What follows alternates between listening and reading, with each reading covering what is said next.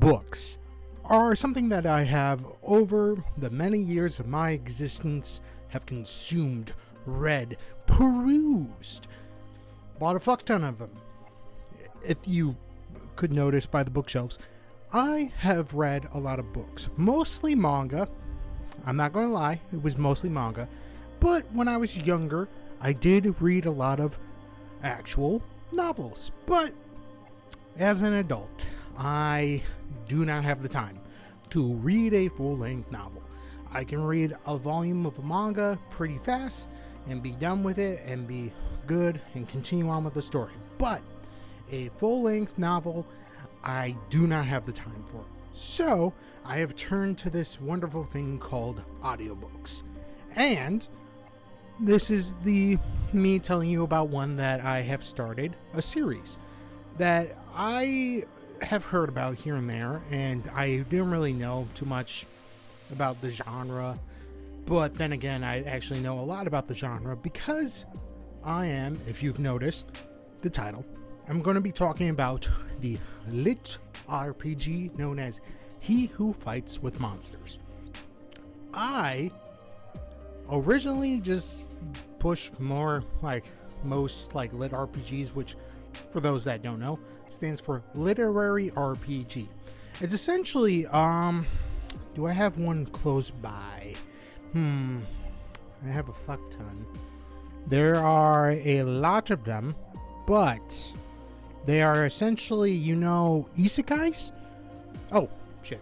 Sort of like this one, sort of like that, where main character gets teleported to a new world. New world gives him, RPG-like powers, and he then gets overpowered in all the bitches. And that's about it. Which I will say I have read a lot of and have, enjoyed some, but most of the time, after a bit, I'm just like, okay, yeah, this seems like the past 30 other ones. I guess it's fine. And kind of, that's it. That's all I ever really think about them. Sometimes they surprise me. Other times it's just like, well, I've read about 50 of these, so meh. But I will say, so far, with He Who Fights with Monsters, it has done something that I didn't know when I first started it, that it was going to make, me care about the characters. Have a character that actually fucking doesn't become stupidly overpowered right away.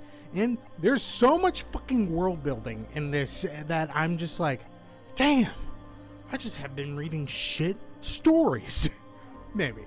It does have its weaknesses, it does have its strengths, but on the overall scale of this bearded man's enjoyment, it's high up there. And I just wanted to talk about it a little bit and, maybe get you into it. Now then, I will say that it might not be for everyone. If you are going to read it or listen to it, Audible, I've listened to them on Audible. Go ahead. I have so far listened to, as a recording of this video, the first full-length book on Audible and part of the second one. So I'll mostly be focusing on the first book, just because that's where I know most of the knowledge from, and yeah. So to get into what the book is about, essentially, like an isekai, main character gets teleported to a new world, and he has video game-like powers and all that. But this time, the main character, his name is Jason Asano, and he's an Aussie. And by God, he is the sarcastic motherfucker that all Australians are like. He is a great character because he laughs. He makes me laugh a lot. Like, if I am reading a book and the main character is like stupidly serious, like a lot of the fucking isekais are, I am just like, okay, I've seen this countless times. But Jason, he compensates for the immense amount of fear he has with just shooting shit out of his mouth. He just goes and just like, haha, I think this is fine type of deal. And it is funny. He is funny. I will say sometimes it points out a little too much information, but hey, I have been in situations in which I'm just spitballing off the top of my head, and it is not pretty. So, that being said, Jason is a actually fully complete character. It's not like most isekais in which I've read, in which the character is not really there. He actually has feelings. He has a backstory. He talks about his fucking life before he came to this world. He talks about the fact like he's not great with his family because, you know, his girlfriend cheated on him with his brother, and then they got married. And then his family was like, hey, you should be fine with this. And I'm like, motherfucker, if my brother were to have cheated on with my significant other, I wouldn't want to speak with them anymore. And I wouldn't want to go to their fucking wedding. Of course he's pissed. That's insane. But Jason is, you know, just a middle manager and all that, and he gets teleported to this new world and is trying to survive. And unlike other like stories like this in which I've read, Jason isn't overpowered right away. In fact, as of the second book, he is pretty good, but he has weaknesses. Unlike other characters, he doesn't get broken, overpowered powers. In fact, the only reason that he survived the beginning part is because they underestimated him. They're just like, this guy looks like he's a hobo. Let's ignore him. Turns out you don't ignore a hobo when they can teleport through shadows and, you know, summon up and see darkness and all this crazy shit. He does get stronger, and I do enjoy the fact like he does get stronger, but I also love the fact that he fucking trains. He works towards that power. You see constantly he is working to improve himself. Granted, it is probably to distract himself from the lot of problems he's facing right now, but you know, gotta do something. Anyways, Jason as a character is pretty good. And there are other main characters in this story. It's not just Jason, because unlike other stories, you actually follow other characters as they do other things. They show different perspectives. Jason, in his point of view, very, very funny, witty, but when you're seeing it from the point of view of another person, him using his darkish powers, he can be terrifying and not funny, but it is great. He is also not like a heavy hitter. Well, he is, but he does damage over time. He is what is known as an affliction specialist in the world, because in the world, everyone could get 4 different essences, and depending on which ones you get, they give you different powers. Jason has, because everyone's like, Jason, are you evil? And he's like, no. And then they're like, but your powers are dark, blood, sin, and fucking doom. He's just like, look, I don't know. And like, he got a power that was a dagger that was a dagger of ruin, and they're just sitting around being like, hey Jason, are you sure you're not evil? And he's like, guys, I've been talking about this, I'm not evil, come on. And it's really interesting. He has these powers, and they work essentially of debuffing and damage over time of an enemy, and if he hits you once, you're gonna start feeling it. Granted, you could still survive, especially if you have someone else in your group that has magic to cure these different debilitations, but he will kill you if you like let him stack up that damage. He just needs to hit you once, and you know, a few more times and you're fucked. But he can't really take a hit. If he takes a hit, he's going to have to deal with a lot of problems there. So I like the fact that he doesn't really have like super strong I'm gonna destroy you because this. No, he has to work smart, he has to think smart, and he has to use his abilities in creative ways.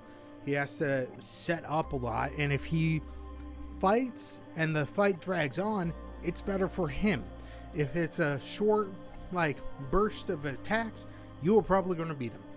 And that's what I like about it. And he, even in the second book, he needs to work towards that win condition. And now that he is in a party in the second book, I like it even more because he works with other people. He's not like, I'm the edgelord in the corner. I'm a goddamn rogue player in D&D. I have no parents. But he does have parents. He's not like that. He's just like, hey, I'm doing it. And this is the hand that fate dealt me. I'm playing the game. That type of deal. And also the world building. The world building is great because there's actually world building. It is not medieval Europe with magic and elves. This is great because there's actually certain things, like aspects of the world, that are different massively in comparison to Jason's world, Earth. Because they use magic. They have to use magic to survive. And, in a world where monsters really are like congealed masses of magic that appear, they actually have to work around that. And they have developed technology that works with their magic. Also, they don't have to worry about diseases as much because they can just cure a lot of shit. For instance, Jason, he has a power that allows him to remove afflictions from an enemy and I think gain mana and stamina back. And, it's good in a fight if he, afflicts someone and then before they die, be like, all right, we're good. But he can just do that on a normal person and, heal himself essentially. And the thing is that he gets notifications that he's technically cured someone's cancer or like arthritis and other shit. And he's just like, yeah, today I cured 12 people of cancer. That is, like, what would that do to a person? Like, being like, if I had the ability to cure cancer in this world, Earth, my mom wouldn't have had to suffer from it, and many other friends and family wouldn't have had to suffer from it. That's just crazy to think about, that they don't have to worry about that. They're just like, oh man, you got cancer, go over there to the healer and he'll heal you up.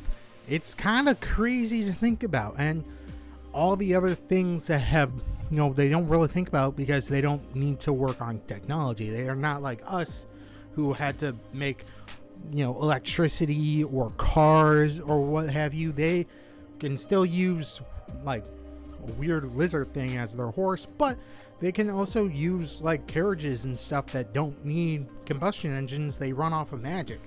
And it's interesting to actually see how the world works with the different forms of magic that people have and how they interact with the world. And the Adventuring Society works because monsters show up, because monsters just appear. There's not really anything that they can do about, because as long as there's magic in the world, they eventually form.